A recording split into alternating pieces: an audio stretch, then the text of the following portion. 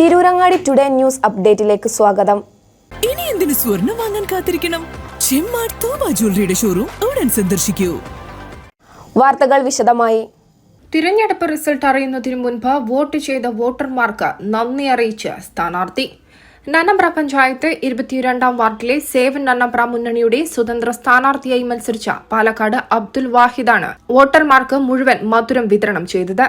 തിരഞ്ഞെടുപ്പിൽ ജയിച്ചോ തോറ്റോ എന്നതല്ല, വോട്ട് രേഖപ്പെടുത്തിയതിനാണ് തന്റെ ഈ സ്നേഹ സമ്മാനമെന്ന് വാഹിദ് പറഞ്ഞു.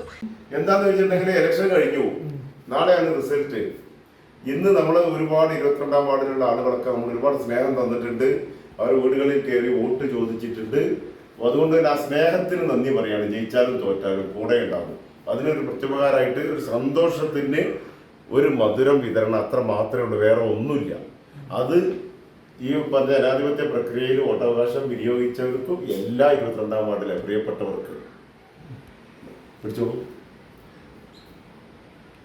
കൊടിഞ്ഞി സെൻട്രൽ ടൗൺ വാർഡിലാണ് അബ്ദുൽ വാഹിദ് മത്സരിച്ചത്.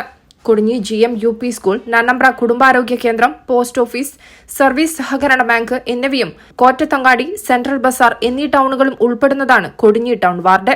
പഞ്ചായത്തിലെ പ്രധാന വാർഡാണിത്. ഇവിടെ UDF സ്ഥാനാർത്ഥിയായി മത്സരിച്ച PP മുനീറായിരുന്നു വാഹിദിന്റെ മുഖ്യ എതിരാളി. കലാകാരനും സാംസ്കാരിക സാമൂഹിക പ്രവർത്തകനുമായ വാഹിദ് സാംസ്കാരിക സംഘടനയായ അകം സാംസ്കാരിക വേദിയുടെ ഭാരവാഹിയാണ്. തിരഞ്ഞെടുപ്പിൽ തോൽവിയും ജയവും സാധാരണയാണെന്നും എന്നാൽ ജനാധിപത്യത്തിൽ പങ്കെടുത്തവർക്കുള്ള തന്റെ സ്നേഹ സമ്മാനമാണ് വീടുകളിലെത്തി നൽകുന്നതെന്നും അദ്ദേഹം പറഞ്ഞു. News desk, Tirurangadi today.